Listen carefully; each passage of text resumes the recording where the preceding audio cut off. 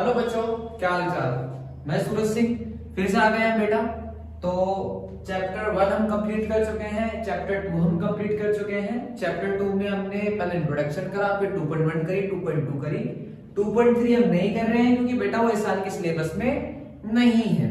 क्योंकि बेटा हम पे टाइम कम है तो हम सारी चीजों को इतना एक्सपेंड नहीं कर सकते हैं कि हम 2.3 भी करें, जबकि उसकी जरूरत नहीं है। नेक्स्ट सेशन के लिए जो बच्चे जुड़ेंगे हम उनके लिए जरूर करेंगे, क्योंकि वो चीजें इंपॉर्टेंट तो है बट फिलहाल टाइम के हिसाब से अभी फिलहाल एग्जाम के लिए जरूरी नहीं है। तो बेटा आज जो है चैप्टर 3 करने वाले हैं।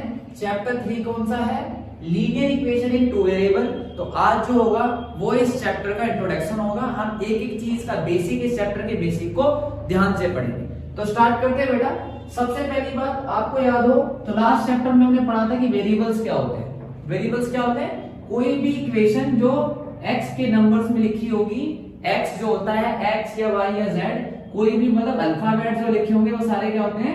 वेरिएबल्स होते हैं। जैसे कि मैंने लिख दिया 4x 3x 3y z 1z, कुछ भी लिख दो, ये सारे के सारे क्या आपके वेरिएबल्स है। उसके बाद बेटा अब ये 2 वेरिएबल्स का मतलब क्या है?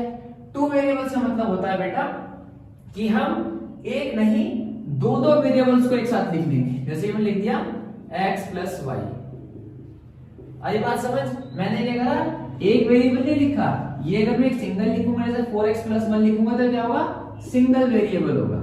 समझ रहे हो? 1 वेरिएबल है। बट हमें क्या चाहिए इस टाइम? 1 वेरिएबल नहीं चाहिए, हमें क्या चाहिए? 2 वेरिएबल। तो इस चैप्टर में हम क्या करेंगे? 2 वेरिएबल के हिसाब से क्वेश्चनों को सोल्व करेंगे। उसके बाद ये जो जितने भी सवाल होंगे लीनियर इक्वेशन में होंगे। लीनियर इक्वेशन भी हमने बेटा इससे पहले वाले चैप्टर में पढ़ी थी है। लीनियर इक्वेशन का मतलब आपको दोबारा समझा देता हूं। लीनियर इक्वेशन का मतलब होता है कि कोई भी इक्वेशन जिसके अंदर सबसे बड़ी पावर होती है 1, मतलब 1 से बड़ी पावर नहीं होती है। उसके बाद हमने पढ़ा था क्वाड्रेटिक। क्वाड्रेटिक याद है बेटा? क्वाड्रेटिक क्या होती है? क्वाड्रेटिक क्या होती है कि जिसके अंदर सबसे बड़ी पावर क्या होती है आपकी? 2। उसके बाद हमने पढ़ा था क्यूबिक। क्यूबिक क्या होती है?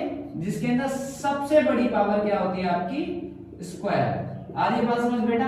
तो हम इसके अंदर खाली लीनियर इक्वेशन पढ़ेंगे 2 वेरिएबल्स में। बेसिक समझ गए, चैप्टर का नाम समझ गए। अब इसके अंदर जो सबसे इंपॉर्टेंट चीज आने वाली है उसको स्टार्ट करते हैं।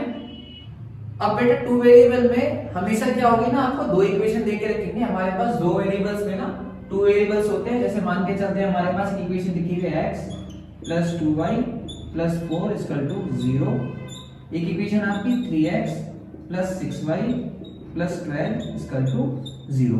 आपके सामने 2 वेरिएबल दे रखे होंगे, 2 वेरिएबल की 2 इक्वेशन दे रखी होगी। तो इनके साथ ना कुछ रिलेशन निकलते हैं। रिलेशन क्या निकलते हैं बेटा? अगर 2 लाइन इंटरसेक्ट करती है कहीं पे भी एक पॉइंट पे, मान के चलिए हमारे पास एक ग्राफ था। अब ग्राफ में क्या है, एक ग्राफ लाइन यहां से जा रही है, एक लाइन यहां से जा रही है। ये दोनों एक दूसरे को इंटरसेक्ट कर रही है। इंटरसेक्ट करने का मतलब एक दूसरे को काट रही है। अगर इंटरसेक्ट बेटा करेगी तो उसका मतलब क्या होता है? उसके यूनिक सॉल्यूशन होंगे। इसमें इक्वेशन जो आपकी बनेगी वो होगी कि a1/a2 not equal to b1/b2। जैसे कि अगर मैं इसको काटता हूं तो इसमें तो ये बराबर आ जाएगा। कैसे बराबर आएगा? ये आ गया आपका a1 a2 b1 b2 c1 c2। अगर मैं इसको अपॉन में रखूंगा तो कितना आएगा? ध्यान से देखना, 1/3 2/6 और 4/12। काटेंगे तो कितना आएगा? 1/3 1/3 1/3। तो ये इक्वेशन तो हमारी आ गई। ये इक्वेशन बाद में देखी जाएगी। इसके अंदर क्या है कि अगर मैं नंबरों को चेंज कर दूं, जैसे कि 2x plus Y plus 4 equal to 0 और x plus Y plus 6 equal to 0। अब देखो बेटा होगा क्या इसके अंदर? यहाँ पर आपका a1 a2 2/1, b1 b2 कितना हो गया आपका? 1/1, c1 c2 कितना हो गया? यहाँ पे तो कुछ नहीं है तो क्या, सॉरी 4 है आपका 4/6। तो क्या बेटा इक्वल आ रहे हैं? क्या इक्वल नहीं आ रहे? इक्वल नहीं आ रहे, इसका मतलब क्या है? इसका एक ही सॉल्यूशन है। भैया इसका एक ही सॉल्यूशन क्यों है बेटा? इसका एक सॉल्यूशन क्यों है मैंने आपको बता दिया भी ये बात, क्योंकि ये एक ही बार एक दूसरे को काट रहे हैं ना। अगर एक ही बार एक दूसरे को काट रहे हैं तो इसका मतलब क्या होगा? इसका यूनिक सॉल्यूशन होगा, इसका एक ही सॉल्यूशन होगा। आगे बात समझ। अब मान के चलते हैं कि अगर 2 लाइनें will not intersect each other, कि मान के चलते हैं कि दो लाइन खींची हुई है, मान के चलो एक लाइन को इरेज कर देते हैं, एक लाइन खींची हुई बिल्कुल उसके पैरेलल खींची हुई है, पैरेलल खींची हुई है, तो ये लाइन एक दूसरे को कभी काट रही है क्या?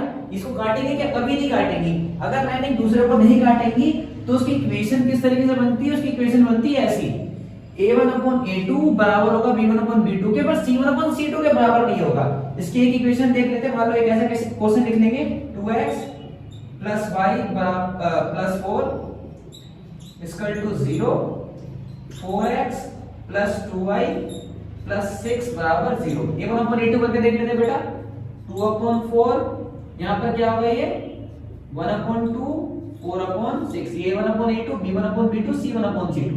2 से 4 बेटा कितना है 1/2, 1/2, इसको काटोगे तो 2/3। देखो बेटा ध्यान से, इसमें क्या हो रहा है आपका, इसमें क्या हो रहा है कि इसमें ये दोनों तो बराबर आ रहे हैं पर ये वाला बराबर नहीं आ रहा है। ध्यान से आ रही है इक्वेशन आ रही है, बट ये है क्या पैरेलल? अब पैरेलल है, एक दूसरे को इंटरसेक्ट कर रही है, नहीं कर रही है ना, तो इसमें क्या होगा आपका नो सॉल्यूशन।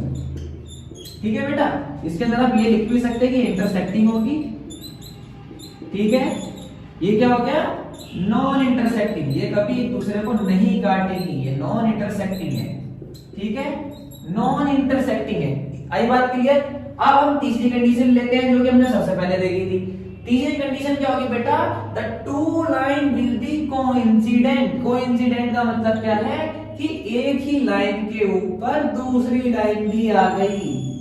समझ रहे हो? एक ही लाइन है और दूसरी भी इसी के ऊपर आ रखी है, बिल्कुल जस्ट इसके ऊपर आ रखी है। तो उसमें क्या होता है a1/a2 बराबर b1/b2 बराबर c1/c2। ध्यान से देखो, हमने पहली इक्वेशन लिखी थी, इसमें क्या थी हमारी तीनों इक्वेशन बराबर आ रही थी।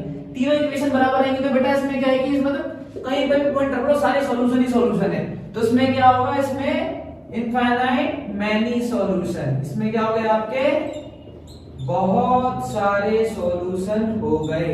आ रही बात समझ?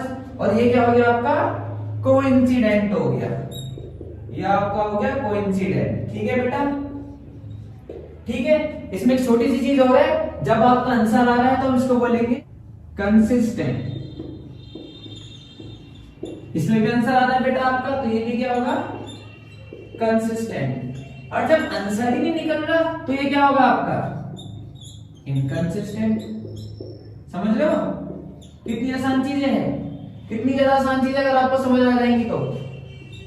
अगर लाइनें आंसर दे रही है आपकी, एक दूसरे को काट रही है, तो सॉल्यूशन आना है, पर जब आंसर आएगा ही नहीं तो नॉन इंटरसेक्टिंग है, यानी कि इनकंसिस्टेंट है। समझ आ गया बेटा? बेसिक आपका हम क्लियर कर चुके हैं। अगली वीडियो में हम पार्ट 1 को मैं छोटा रखा है क्योंकि इसका बेसिक समझना बहुत ज्यादा जरूरी है। इसके आगे चैप्टर बहुत इजी हो जाएगा अगर आप उसके बेसिक समझ गए। तो कल हम आपसे दोबारा मिलते हैं नई वीडियो में नए टॉपिक के साथ। इसके पहले एक्सरसाइज को हम 3.1 को अगली वीडियो में 3.1 को पूरा कंप्लीट कर लेंगे। 3.2 को भी स्टार्ट हम उसके अंदर ही कर देंगे। तो मिलते हैं अगली वीडियो में। अपना ख्याल रखिए, पढ़ते रहिए। जय हिंद।